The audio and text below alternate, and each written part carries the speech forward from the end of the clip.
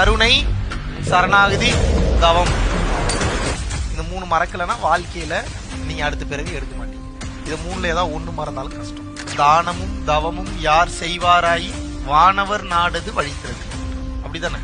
தானமும் தவமும் யார் மாத்தி மாத்தி இடைவிடாமல் செய்து கொண்டே இருக்கிறார்களோ அவர்கள் இந்த பூமியில் மாட்டிக்கொள்ளாமல் அதர் டைமென்ஷன்ஸ்க்கு, வேற்று உலகங்களுக்கு சென்று இந்த லிபரேஷன், விடுதலை எனும் நிலையை அடைந்து கொள்கிறார்.